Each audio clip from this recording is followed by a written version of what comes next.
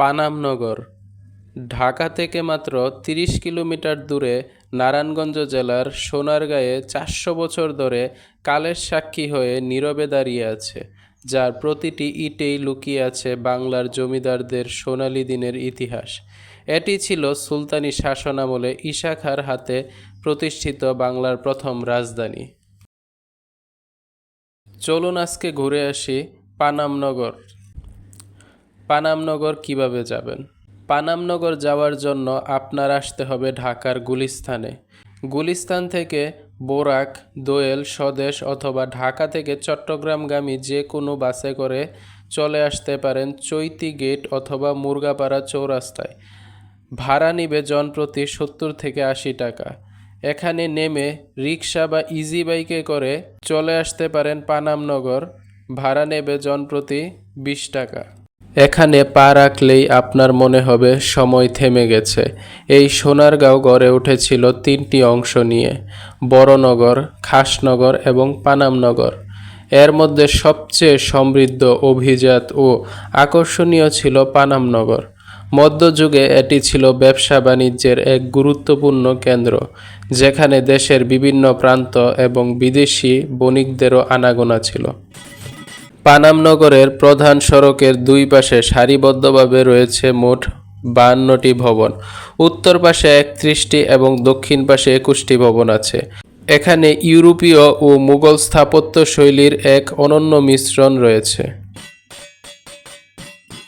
এখানের ভবনগুলো লাল ইটের নির্মাণ, ঢালাই লোহার ব্র্যাকেট, ভেন্টিলেটর, অলংকৃত জানালা, বারান্দা এবং লাল, সাদা ও কালো মোজাইকের কারুকাজ আজও সেই সময়ের সমৃদ্ধির সাক্ষ্য দেয়। এই নগরের পরিকল্পনাও ছিল অত্যন্ত নিখুঁত।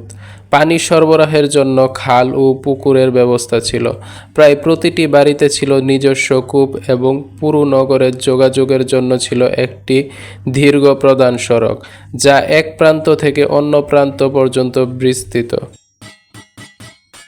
পানামনগরে মূলত ধনী ব্যবসায়ীরা বসবাস করতেন। তাদের ব্যবসা ছিল ঢাকা, কলকাতা এবং উপমহাদেশের বিভিন্ন অঞ্চলে।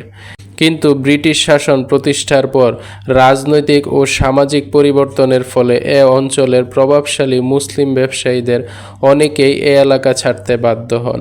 পরবর্তীতে উচ্চবর্ণের হিন্দু ব্যবসায়ীরা এখানে বসতি গড়ে তোলেন এবং নতুন করে অনেক ভবন নির্মাণ করেন। দেশভাগ ও সময়ের পরিবর্তনের সঙ্গে সঙ্গে এসব ভবনও ধীরে ধীরে পরিত্যক্ত হয়ে পড়ে।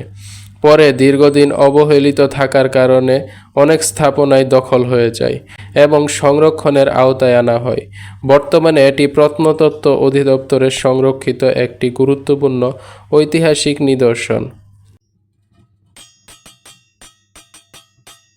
বর্তমানে দর্শনার্থীরা এখানে প্রধান সড়ক ধরে হেঁটে শতবর্ষী ভবনগুলোর সৌন্দর্য উপভোগ করতে পারে।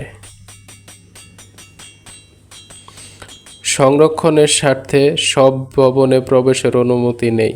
কেবল কয়েকটি ভবনের নির্দিষ্ট অংশ দর্শনার্থীদের জন্য উন্মুক্ত। পূর্বে মেঘনা আর পশ্চিমে শীতলক্ষ্যা নদীপথে বিলেত থেকে আসত বিলিতি থান কাপড়। শীতলক্ষ্যা আর মেঘনার ঘাটে প্রতিদিন ভিড়ত কত শত নৌকা। হারানো জৌলুস নিয়ে কালের সাক্ষী হয়ে আজও দাঁড়িয়ে আছে এই নগরী। এককালে যেই নগরী মসলিনের গন্ধে আর বণিকদের কোলাহলে মুখরিত থাকত, তা আজ কেবলই ইতিহাস হয়ে আছে কাগজের পাতায়। সুলতানি আমলে এ শহরে ব্যবসা বাণিজ্য গড়ে তোলেন হিন্দু বণিকেরা। ইংরেজ শাসনকালে এটি চলে যায় ইংরেজদের দখলে। তখন ইংরেজরা এ শহরকে কেন্দ্র করে গড়ে তুলেছিলেন নীল বাণিজ্যের এক বিশাল কর্মশালা। হিন্দু ব্যবসায়ীরা সাম্প্রদায়িক দাঙ্গা আর সময়ের পরিবর্তনে তারা এ নগর ছেড়ে চলে যায়। এরপর থেকে এ নগরী পরিণত হয় পরিত্যক্ত শহরে। ইতিহাসে পানামনগরের গুরুত্ব শুধু বাংলাদেশে সীমাবদ্ধ নয়। জনশ্রুতি রয়েছে বাংলার সুলতান গিয়াসউদ্দিন আজম শাহ পারস্যের কবি হাফিজকে বাংলায় আমন্ত্রণ জানিয়েছিলেন, যদিও তিনি আসতে পারেননি। তবু এ অঞ্চলের খ্যাতি সুদূর পারস্য পর্যন্ত পৌঁছে গিয়েছিল। আপনারা যারা পানামনগর আসবেন আপনাদের জন্য গুরুত্বপূর্ণ কিছু তথ্য। পানামনগরের প্রবেশ টিকিট বর্তমানে 20 টাকা এবং রবিবার সাপ্তাহিক বন্ধ। পানামনগর ঘোরার পর আপনারা ঘুরে আসতে পারেন বাংলাদেশ লোক ও কারুশিল্প ফাউন্ডেশন, যা 1975 সালে শিল্পাচার্য জৈনুল আবেদিন প্রতিষ্ঠা করেন লোক ঐতিহ্য সংরক্ষণের উদ্দেশ্যে। এখানে প্রবেশ মূল্য 50 টাকা। আপনারা প্রবেশের সময় এই ভাস্কর্যটি দেখতে পাবেন। এটি শিল্পাচার্য জৈনুল আবেদিনের বিখ্যাত চিত্রকর্ম সংগ্রামের আদলে তৈরি করা। এখানে রয়েছে বড় সর্দার বাড়ি।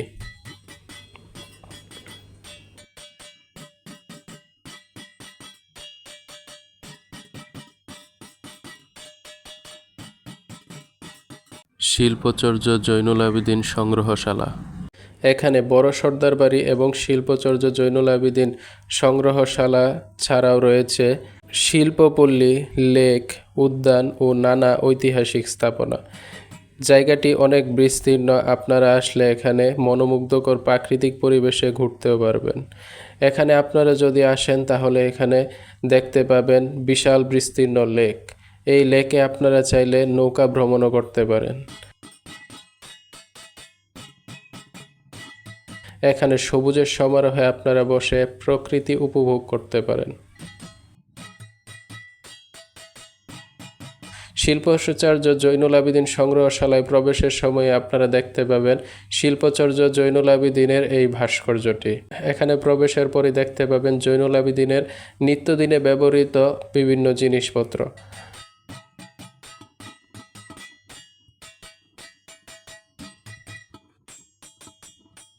এখানে আরও রয়েছে শিল্পাচার্য জৈনুল আবেদিনের বিভিন্ন চিত্রকর্ম। এছাড়াও এখানে রয়েছে প্রাচীন বাংলার মানুষের ব্যবহৃত বিভিন্ন জিনিসপত্র। ভিডিওটি যদি ভালো লেগে থাকে তাহলে একটি লাইক দিন। আপনার মূল্যবান মতামত কমেন্টে জানান। এরকম আরও ভিডিও পেতে আমার চ্যানেলটি সাবস্ক্রাইব করে পাশে থাকা বেল আইকনটি অন রাখুন। আল্লাহ হাফেজ। আসসালামু আলাইকুম।